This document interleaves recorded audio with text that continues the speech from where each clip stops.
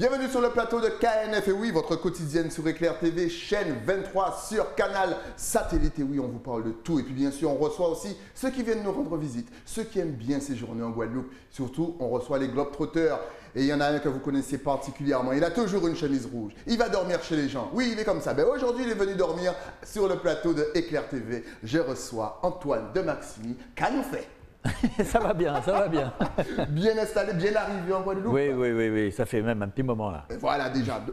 D'ailleurs, tu connais très bien la Guadeloupe. Je connais assez bien, oui, parce que j'ai des attaches. Ma fille a fait sa scolarité ici, voilà. Et c'est bizarre, il n'y a aucun J'irai dormir chez vous en Guadeloupe qui a été tourné? Mais non, parce que quand je me promène. Toujours à l'hôtel. Pas du tout, c'est que quand je me promène dans la rue, je me fais des amis en 20 secondes et que tout le monde m'invite. Et du coup, c'est pas pareil. Il n'y a pas la surprise, les gens ne sont pas déstabilisés. Voilà. Alors cet amour, justement, parce que l'émission, elle est bien, franchement, on a envie d'être à ta place, c'est-à-dire aller à la rencontre, visiter des pays. Pas toujours, il y a des moments tendus. Ouais.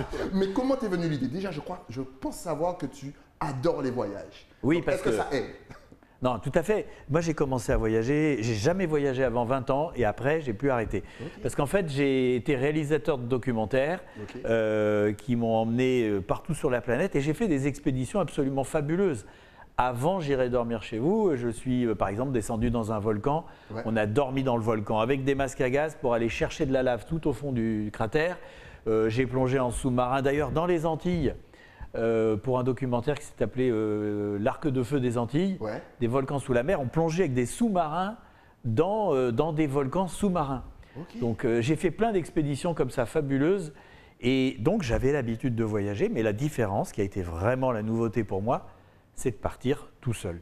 D'accord, justement, donc J'irai dormir chez vous, c'est un petit peu ça le principe. Tu pars, toi et ta caméra, tu filmes l'endroit où tu es, puis tu demandes justement aux autochtones de te recevoir gentiment. Tu ne demandes pas beaucoup de choses, c'est bien ça? Oui, c'est-à-dire en fait, le but c'est de dormir chez eux. Mais le truc le plus important, c'est de se faire des copains, des amis, d'établir, de jeter des ponts, de rencontrer des gens. Après, quand j'arrive à dormir chez eux, c'est encore mieux. Okay. Mais c'est vraiment ça, et surtout sur la spontanéité de la rencontre. Ouais. C'est-à-dire qu'avec le matériel, je rappelle, hein, une petite caméra ici, une autre au bout d'une tige qui me filme moi, une troisième à la main, je peux filmer une rencontre dès la première seconde. Okay. Et donc, on voit vraiment comment la rencontre se passe. Et c'est ça qui est magique. Oui, mais tu es vraiment tout seul, c'est-à-dire qu'il n'y a personne pour t'aider? Un seul billet d'avion, je pars tout seul. Et même au niveau du montage, c'est-à-dire que la post-production pour les professionnels, est-ce que tu fais tout aussi ou non? Par contre, tu as une équipe? Non. Après, il y a une équipe et surtout, il y a des monteurs ou des monteuses qui sont vraiment importants parce que c'est des gens qui découvrent les images avec du recul, sans avoir une sorte d'affect. Okay. Parce que si tu as eu beaucoup de mal à avoir une séquence et qu'elle n'est pas intéressante, eux, ils vont te le dire. Ok. Quel est ton meilleur souvenir, justement? Oh, j'en ai plein des meilleurs souvenirs. Je suis toujours embêté avec ça. Il y a une des plus belles rencontres qui est au Cambodge. Okay. Au Cambodge, c'était c'est vers le 14e épisode. J'en suis à 61. Quand même, hein? Oui. Ah ouais. Et donc, je me suis retrouvé nez à nez avec une vieille personne. Je ne savais même pas si c'était un homme ou une femme. Et on n'arrivait pas à communiquer. Ouais. Et il a commencé à faire de la musique. Et moi, je fais un truc un peu bizarre, je siffle dans mes mains, comme ça. Et donc, j'ai joué avec lui. Et c'est fabuleux parce qu'il y avait les deux caméras qui filmaient la rencontre de manière très discrète. Et on avait une rencontre entre deux personnes que tout séparait. Ouais. L'âge, la langue, la culture, et qui se sont rejointes par la musique. Et c'est une des plus belles rencontres de la série. Et elle dure au moins 7 ou 8 minutes. Okay. C'est très long à la télé, 8 minutes. Justement, parce qu'il y avait de la magie. C'est ça, mais justement, j'allais te demander, forcément, tu ne parles pas forcément le langage des autres. Non. Mis à part la musique, comment communiquer? Alors, les gestes, souvent. Ouais. En fait, la communication, ce qui est très intéressant, c'est qu'il y a le texte, c'est-à-dire parler la langue. Mais tu as les intonations.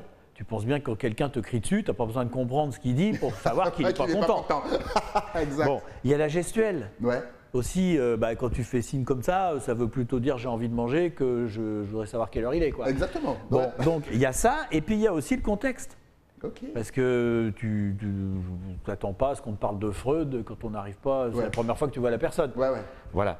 Ok, excellent. Donc encore une fois, si vraiment vous avez l'occasion, n'hésitez pas, suivez-le, allez voir ses aventures.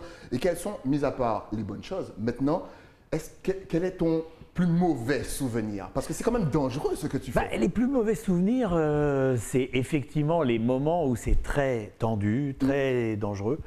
Ça reste des bons souvenirs parce que ça me fait une séquence. Ouais. En fait, ce qui est formidable dans cette émission, c'est que si ça se passe bien, c'est bien pour l'épisode, c'est bien pour le film. Si ça se passe mal, c'est bien pour le film aussi. Ouais. Donc ça, d'une certaine manière, où que j'aille, il se passe des choses intéressantes. Okay. Alors le plus mauvais souvenir, je me souviens par exemple aux États-Unis être entré dans une, comment ça s'appelle, dans les mauvais quartiers de la Nouvelle-Orléans. Ouais. C'était quand même assez tendu. Je ne savais pas ce que ça allait donner. Il y a eu quand même un certain nombre de rencontres comme ça, ou dans un bar, dans un bar punk à Berlin. Ils m'ont mis dehors, j'ai vu le coup, ils allaient me frapper. Hein. Ouais. Et ça ne t'a pas donné l'envie justement d'arrêter?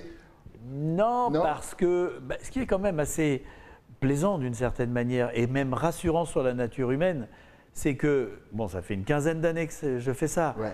En plus de 15 ans, j'ai jamais pris un coup. Ah, quand même. Non, okay. J'ai été un peu bousculé, mais j'ai jamais pris un coup. Jamais braqué non plus, parce que c'est vrai que... Braquer avec une arme, non. Ouais.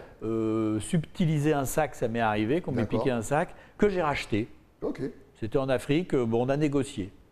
J'ai racheté. Ils m'ont pas tout rendu. Hein. La gourde, ça c'est un truc, ça a trop de valeur, c'est resté. Mais les batteries du téléphone satellite, ça m'a rendu. Ok. Alors si tu es en Guadeloupe, bien entendu, ce n'est pas pour rien. Parce que là, tu as fait le vrai film. Là, c'est un vrai film. J'irai mourir dans les Carpates, qui a été diffusé d'ailleurs au Cinestar. On salue Christelle Théophile. Est-ce que tu peux donc nous parler de ce film? Alors ce film qui passe peut-être encore aujourd'hui, je ne sais plus où ils en sont, mais ce film, en fait, ça rebondit complètement sur la série. Okay. C'est-à-dire, moi, me retrouvant régulièrement dans des situations compliquées, je me suis dit, est-ce que un jour, ça ne va pas déraper pour de bon? Et j'ai écrit une histoire dont le point de départ est justement un dérapage au propre et au figuré, puisque c'est un accident de voiture. Okay. C'est un tournage dans les Carpates, c'est-à-dire la Roumanie jusqu'à la Pologne, c'est une chaîne de montagnes.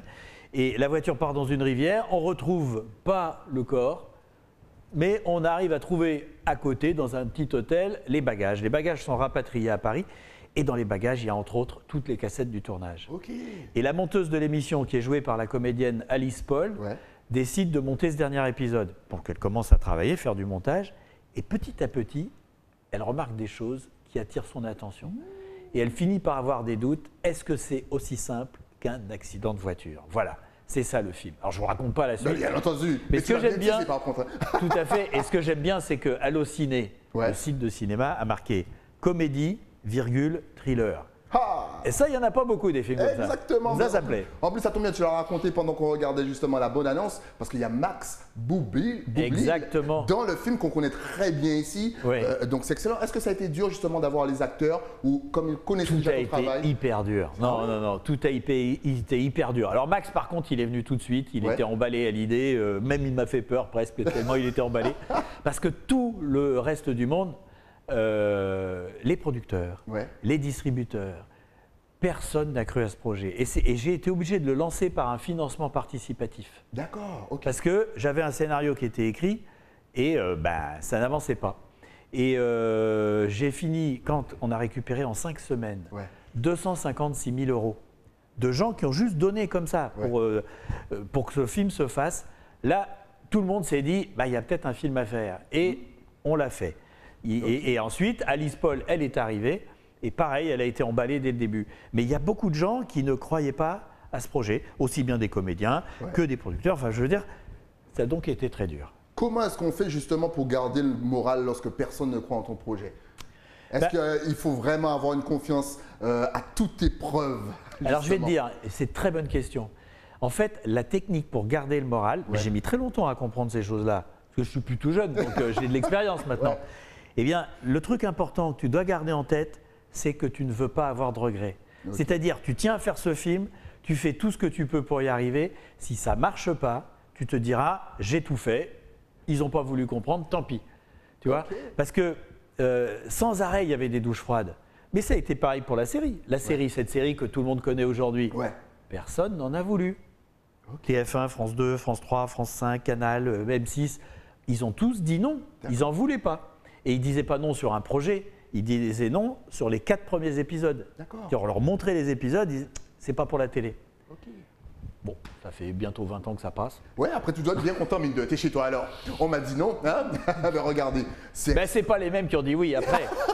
il y a ça aussi. Mais justement, comment est-ce que tu as fait pour gérer? Parce qu'il y a une période forcément de pandémie, ça a dû t'arrêter dans tes voyages. Alors moi j'ai eu de la chance. Ah ouais? Mais oui, parce que la J'étais pandémie. coincé dans une belle île. Non, non.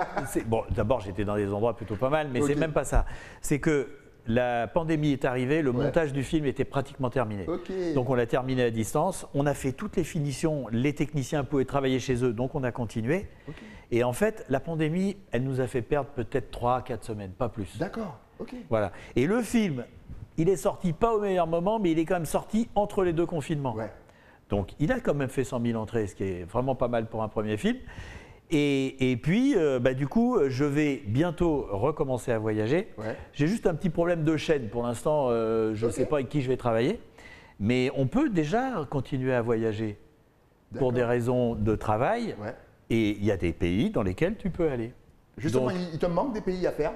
bien sûr, moi j'ai parcouru, allez, on va dire 100, 110 pays, dont certains où je suis allé 6 fois.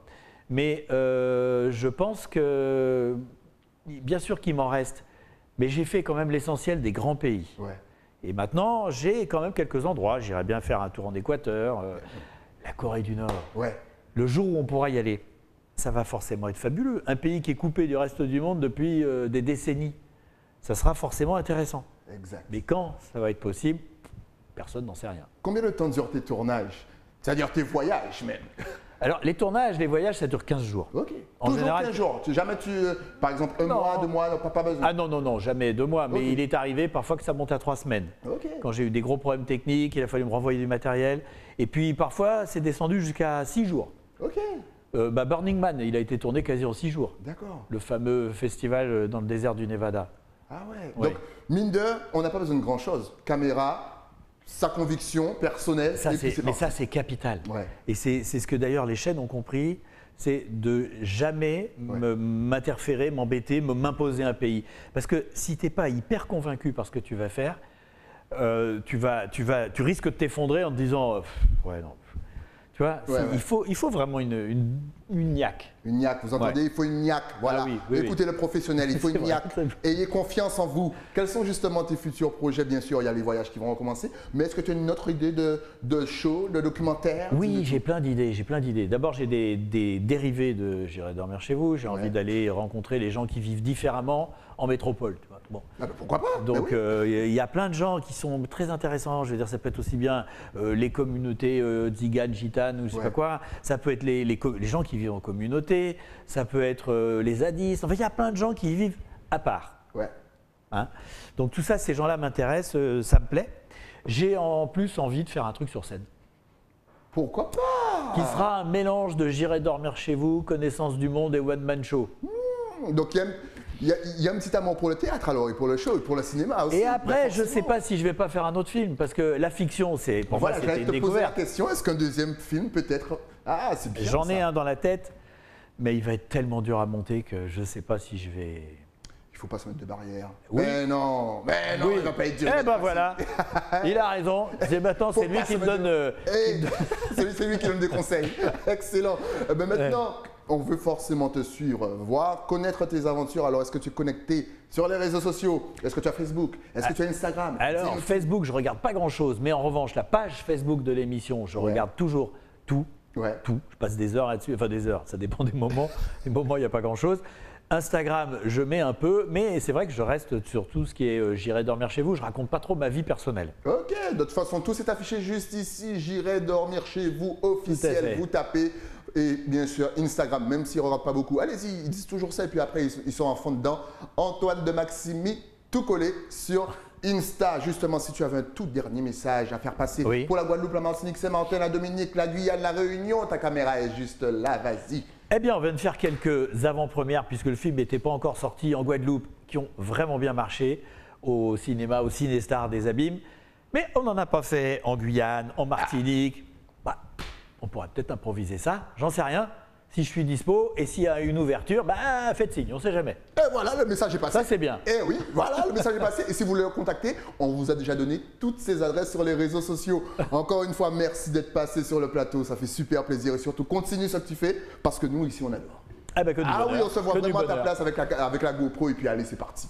Merci encore une À fois. bientôt. Bon séjour en Guadeloupe. Nous, on se retrouve bien entendu avec un nouvel invité. Mais ça, c'est après quoi? Après la pub. À tout de suite.